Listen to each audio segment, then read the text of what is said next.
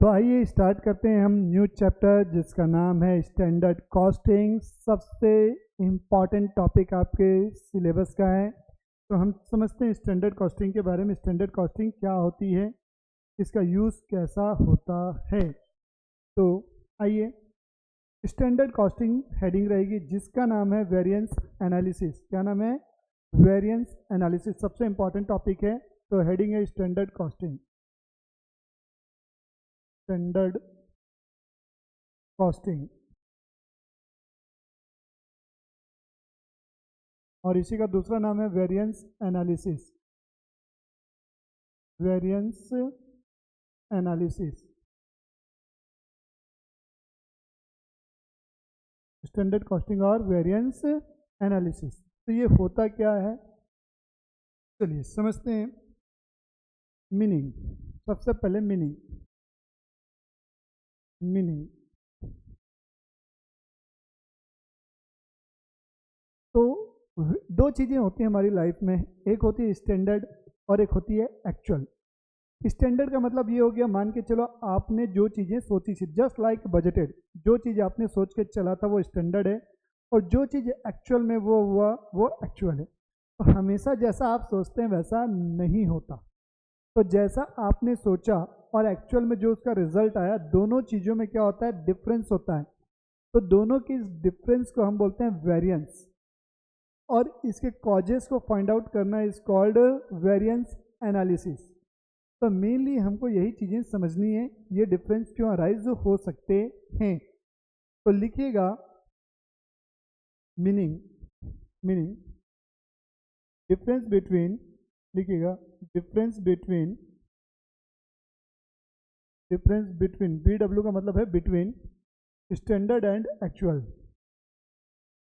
Standard and actual.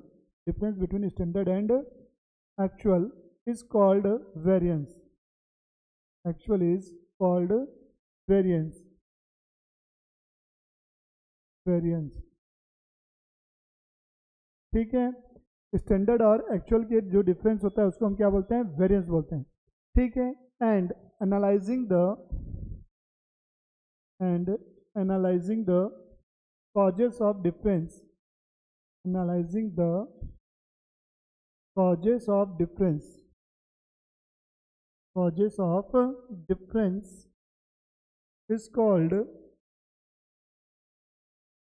is called variance analysis, is called variance analysis, variance analysis। Analysing the causes of difference is called variance analysis. ठीक है, अब जो भी variance आते हैं, suppose आपने सोचा, एक जनरल एग्जांपल ले रहा हूँ, डोंट बी सीरियस। ठीक है, सपोज आपने एग्जाम में एज्यूम कर लिया मेरे 70 मार्क्स आएंगे, पेपर दे के निकले 100 में से आपने एज्यूम कर लिया 70 आ जाएंगे, बट इट में भी पॉसिबल 40 आ गए, या हो सकता है 80 आ गए, नो डाउट हो सकता है। तो वेरिएंस है ना, तो ये आपके फेवर में भी हो सकता है, आपके अगेंस्ट में भी जा सकता है, नो डाउट, कहीं कोई दिक्कत वाली बात है ही नहीं। मान लो कम नंबर आ गए, तो आप लोग उसके कॉजेस क्या फाइंड आउट करते, टीचर ने ठीक नहीं पढ़ाया, पेपर टफ आया था, यूनिवर्सिटी वाले की चेकिंग खराब थी। तो उसी प्रकार हमारे मैन्युफैक्चरिंग इंडस्ट्रीज में भी होती हैं, जैसे परचेज डिपार्टमेंट होता है, सेल्स डिपार्टमेंट होता है, प्रोडक्शन डिपार्टमेंट होता है। तो इनके कामों में भी वेरिएंस पाए जाते हैं। तो उनके रीजंस को फाइंड आउट किया जाता है कि परचेज डिपार्टमेंट ने सामान को क्यों महंगे में खरीदा, सेल्स डिपार्टमेंट ने जैसा सेल चाहिए थी वैसी सेल टारगेट को क्यों अचीव नहीं किया, लेबर को जितना समय लगना चाहिए उससे ज़्यादा समय उसे क्यों लग गया। तो इनके कॉजेज को फाइंड आउट किया जाएगा, और उनके बेस पे जो भी डिफरेंस आया है, उन डिफरेंस की बेस पे हम क्या कहते हैं, उनकी, उस डिपार्टमेंट का जो भी हेड होता है उस हेड की रिस्पॉन्सिबिलिटी फिक्स करते हैं। इसलिए इस चैप्टर को क्या बोलते हैं, रिस्पॉन्सिबिलिटी अकाउंटिंग भी बोलते हैं। तो लिखा जाता है आगे में ही, इसी के लिख रहा हूँ मैं, on the basis of above difference, on the basis of variance above, on the basis of above variance, on the basis of above variance, responsibility is fixed, responsibility is fixed, responsibility is fixed। Therefore It is also called, therefore it is also called responsibility accounting. Responsibility accounting.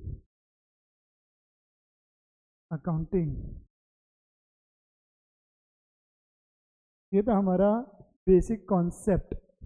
अब बात आती है कि variance कितने type के होते हैं। अगर थ्योरी पोर्शन में आ गया तो थ्योरी पोर्शन में बेसिक डाल के ये सारी चीज़ें आप लोग लिख सकते हैं। अब इसी में आगे बढ़ते हैं। हेडिंग लिखिएगा types of variance.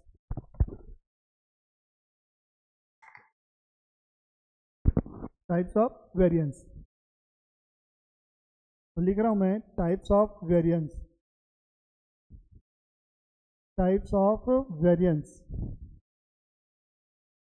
Types of variance.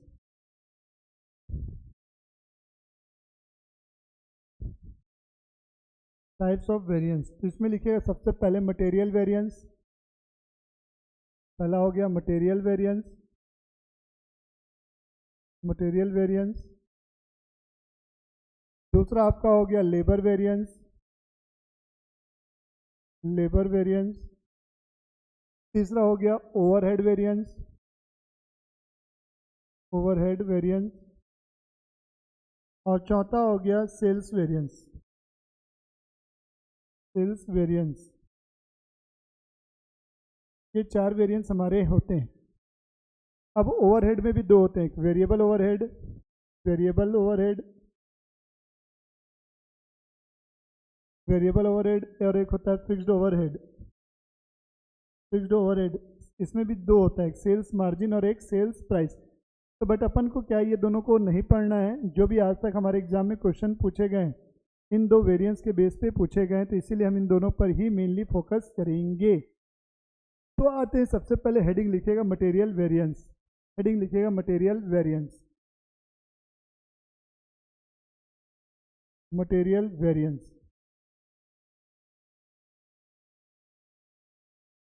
ये चैप्टर पूरा फॉर्मूले के ऊपर बेस्ड है बेटा, मटेरियल वेरिएंस। ये चैप्टर मेनली किसके ऊपर बेस्ड है? फॉर्मूले के ऊपर बेस्ड है। हमें देखना है कि कौन कौन से इसके पार्ट्स होते हैं। तो इसके 5 सब पार्ट होते हैं। कितने सब पार्ट होते हैं? 5 सब पार्ट होते हैं। तो याद रखिएगा, पहला है मटेरियल कॉस्ट वेरिएंस। तो लिखिएगा पहला मटेरियल कॉस्ट वेरिएंस। मैं शॉर्ट में लिख रहा हूँ MCV। आप लोग लिख सकते हो material cost variance. Material cost variance. Material cost variance. तो इसका फॉर्मूला क्या होगा? स्टैंडर्ड क्वांटिटी, SQ का मतलब स्टैंडर्ड क्वांटिटी, SP का मतलब standard price, minus actual quantity into actual price. ये पहला फॉर्मूला हो गया हमारा मटेरियल कॉस्ट वेरिएंस का। मैं समझाऊंगा आगे, अभी लिख लो। दूसरा है हमारा material price variance. Material price variance. Material price variance. Price variance. तो कॉस्ट जो होता है इन दोनों का जो इंटू करने से आएगा, इसको हम बोलते हैं स्टैंडर्ड कॉस्ट, और इन दोनों को इंटू करने से जो आएगा उसको बोलेंगे एक्चुअल कॉस्ट। स्टैंडर्ड कॉस्ट और एक्चुअल कॉस्ट। तो उसी प्रकार मटेरियल प्राइस वेरिएंस है। तो मटेरियल प्राइस वेरिएंस क्या करेगा? आपके प्राइस के डिफरेंस को शो करेगा। जैसे आपका ये क्या था, कॉस्ट का डिफरेंस को शो कर रहा था, वैसे ही ये जो है आपके प्राइस के डिफरेंस को शो करेगा। तो प्राइस का डिफरेंस कैसे? तो यहाँ पर लिखेंगे एक्चुअल क्वांटिटी, ब्रैकेट में standard price minus actual price. Standard price minus actual price. तीसरा है material usages variance. Material usages variance. Material usages variance. तो ये क्या होता है? जो भी मटेरियल आप कंज्यूम कर रहे हो, तो क्वांटिटी ज़्यादा लग गई, कम लग गई, मतलब उसके यूज़ को शो करेगा। तो इसका जो फॉर्मूला होगा, इसका फॉर्मूला होगा स्टैंडर्ड प्राइस, ब्रैकेट में standard quantity minus actual quantity. ये फॉर्मूले इस प्रकार से क्यों बने गए हैं, थोड़ी देर में इसका भी रीज़न एक्सप्लेन करेंगे। Fourth, material mix variance. हाँ, तो मटेरियल मिक्स वेरिएंस, ये जो वेरिएंस होगा जब आपके पास 2 या 2 से अधिक मटेरियल होंगे तब ये वेरिएंस निकलेगा। तो यहाँ पर लिखेंगे material mix variance. Material mix variance, इसका फॉर्मूला होगा standard price SM minus AQ standard mix SM minus AQ standard mix minus actual quantity.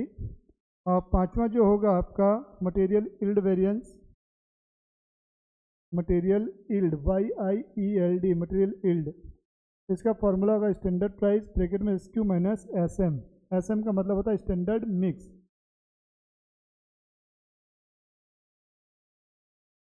ठीक है, ये 5 फॉर्मूले हमारे होते हैं। आप लोग अब चाहो तो इसका फुल फॉर्म लिख सकते हो, SQ is equal to standard quantity, SQ is equal to standard quantity,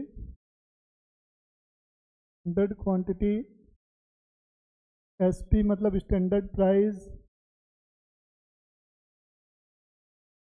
AQ मतलब होगा एक्चुअल क्वांटिटी, AQ मतलब होगा एक्चुअल क्वांटिटी, AP का मतलब होगा एक्चुअल प्राइस,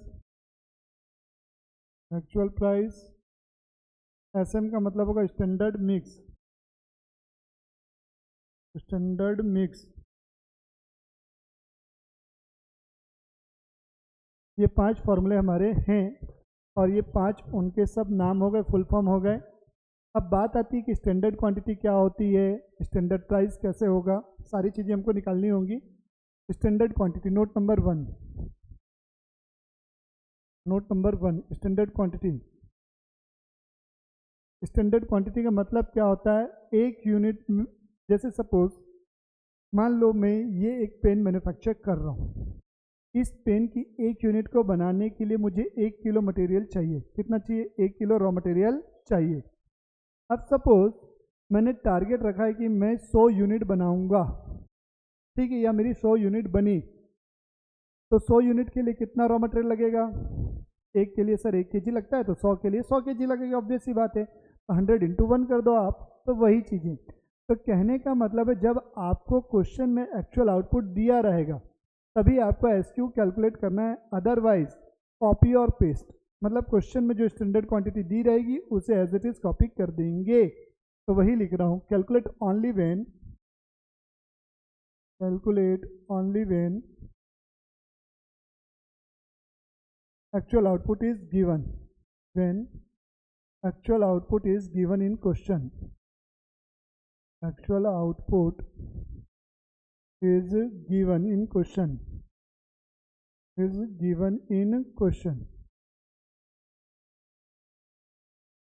इसलिए स्टैंडर्ड क्वांटिटी का फॉर्मूला क्या होगा?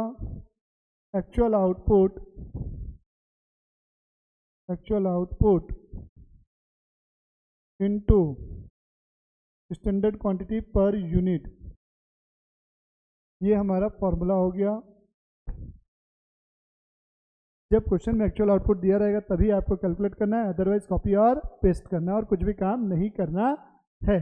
तो लिख रहा हूँ, otherwise copy and paste, otherwise copy and paste standard quantity given in question, standard quantity given in question. Otherwise क्या करोगे, क्वेश्चन में जो स्टैंडर्ड क्वांटिटी दी रहेगी उसे आपको कॉपी और पेस्ट करना है, पहली चीज। नोट नंबर 2, स्टैंडर्ड मिक्स क्या होता है? स्टैंडर्ड मिक्स कब निकलेगा? जब आपके क्वेश्चन में 2 या 2 से अधिक रॉ मटेरियल होगा तभी तो आप उनका मिक्सचर कर पाओगे ना, अदरवाइज मिक्सचर पॉसिबल ही नहीं है। तो के केस में आपका स्टैंडर्ड मिक्स निकलेगा। तब क्या करना है, एक्चुअल क्वांटिटी के टोटल को स्टैंडर्ड क्वांटिटी के रेशियो में बांटेंगे, स्टैंडर्ड क्वांटिटी के रेशियो में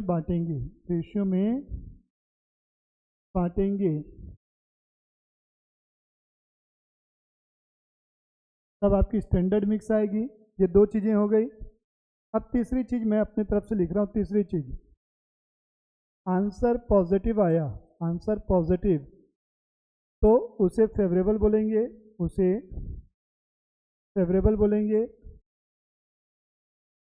फेवरेबल बोलेंगे ये आंसर पॉजिटिव आया तो उसे क्या बोलेंगे, फेवरेबल बोलेंगे। एंड एफ से डिनोट करोगे, एफ से डिनोट करोगे, एफ से डिनोट करेंगे। अगर आंसर निगेटिव आया, लिखते चलना है, अगर आंसर निगेटिव आया तो उसे एडवर्स बोलेंगे, आया तो उसे एडवर्स बोलेंगे, उसे एडवर्स बोलेंगे। और ए से डिनोट करना है, बोलेंगे एंड ए से डिनोट करेंगे, A for adverse. Minus plus में शो नहीं करना है, आंसर गलत हो जाएगा। ए से डिनोट करेंगे,